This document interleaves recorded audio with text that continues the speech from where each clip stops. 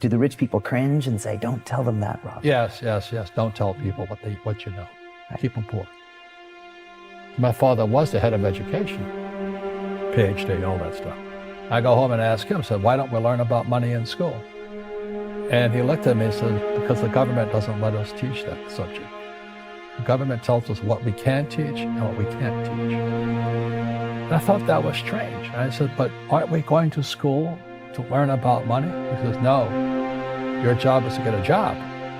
I said, but you get a job to earn money. He goes, no, you're supposed to just get a job. I went, no. Isn't the purpose of a job to earn money? He goes, you're correct. I said, so why don't I just learn about money? I can skip the job part, And he got flustered and he said, if you want to learn about money, why don't you ask your best friend's father about money? And I said, why? That's Mike. So why ask him? He says, because Mike's father is an entrepreneur. And I said, what are you? He says, I'm an employee. I'm a government employee. I went, oh, what's the difference? He says, the difference is an entrepreneur must know about money, or they're no longer entrepreneurs. And he says an employee doesn't have to know anything about money, because the government will take care of them, the company will take care of them. So I'm all confused. But I took my dad's advice and I trundled over to Mike's father's office and knocked on his door and I said, hey, I'm here, 9 years old. Teach me about money. He says, beat it, kid, But that's where the story of Rich Dad, Poor Dad started. And finally, through persistence, my rich dad started teaching me about money on one condition. And that condition was he would never pay me. He says, the moment I pay you, you think like an employee. He says, that's the trap. Entrepreneurs work for free. And now I'm 9 years old, my head's going cracking in half. He says, you never want a paycheck. You understand that, kid? I said, okay, I got it. And he says, well, how do I make money? He says, that's what entrepreneurs figure out. It's like, so how do I learn about money? So he would just break out a Monopoly game board. So I would work for free. I'd pick up cigarette butts and get hotels and restaurants, and I would clean and do menial tasks. And as I got older, I started getting into office work and marketing and accounting, and I was an apprentice basically, but I always worked for free. And he would teach me about money. But the way he taught me about money was playing Monopoly. And finally one day I got upset. I said, well, when are you going to teach me about money? He says, what do you think we're doing? We're playing Monopoly. He goes, no. What do you think we're doing? We're playing Monopoly. He says, what do you think we're doing? So I don't know. I'm teaching you about money. And then that's when, you have one green house. He says, there's many formulas for great success in money. There's thousands of them. But one of the best ones is found on the game of Monopoly. Still is today. 4 green houses, 1-bed hotel. I said, what? He says, one of the greatest ways to acquire great wealth is playing Monopoly in real life. 4 green houses, 1-bed hotel. Well, is that all there is? He goes, that's it. And he says, what do you think I'm doing? And I went, I don't know. So then he took me out and showed me his greenhouses. And 10 years later, when I was 19, I was now in school in New York, and I come back to Hawaii, and Rich Dad had bought the biggest piece of land smack dab in the middle of Waikiki Beach. And when you go to Waikiki Beach today, you'll see the Hyatt Regency Hotel. That was his hotel. Just like the game of Monopoly. Just like the game of Monopoly.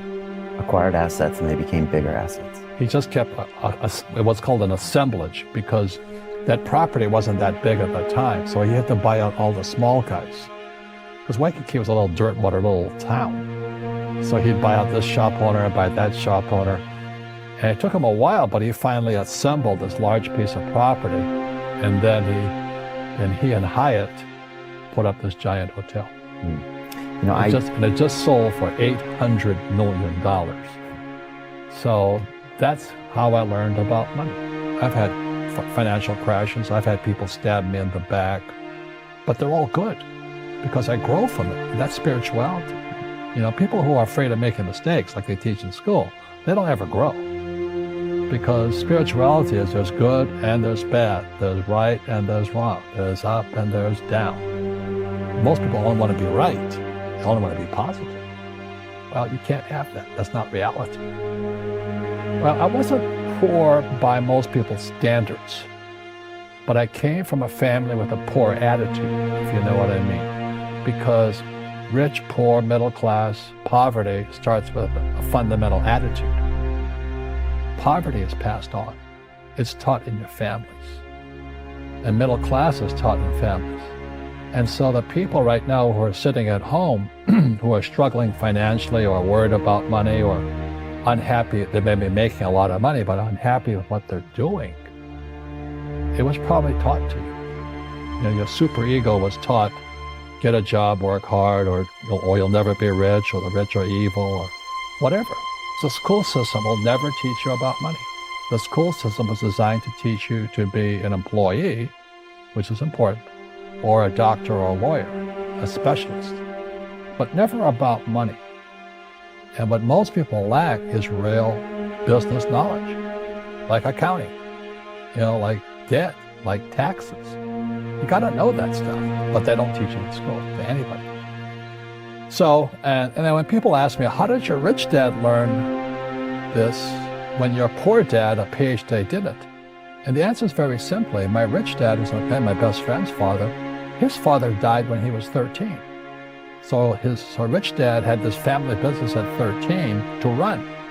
So he had to drop out of school, which was his blessing. There's blessings, and sometimes the blessing doesn't look like a blessing, but it turned out to be a blessing. And then his teachers became his bookkeeper, his accountant, his attorney, his banker, his real estate agents.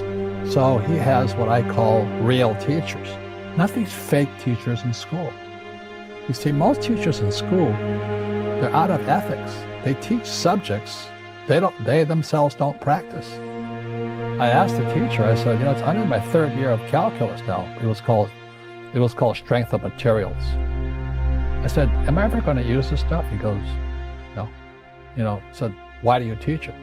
I get paid. I said, do you ever use it? He goes, no. And that's why, you have to, in life, one of the things I suggest to people, you got to find a real teacher versus a fake teacher.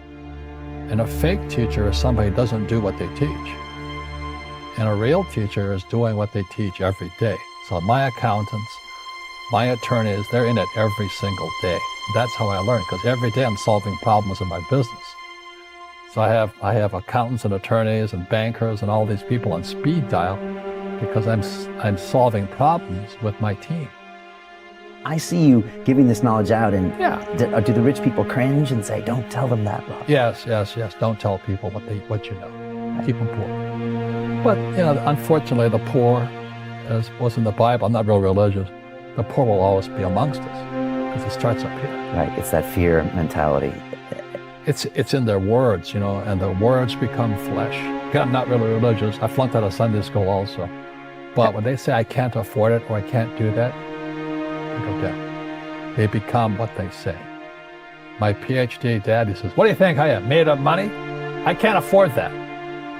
And my rich dad would say, that's why he's poor. Poor people say, I can't afford it, I can't do that, I don't have time.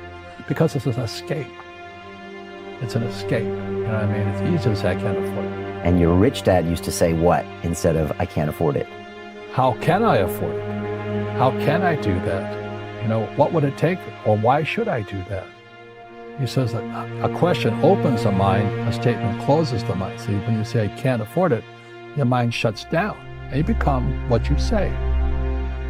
Rugby is a team sport, but so is soccer. The rules are different. And other people are golfers. They play by themselves. And so everybody's different.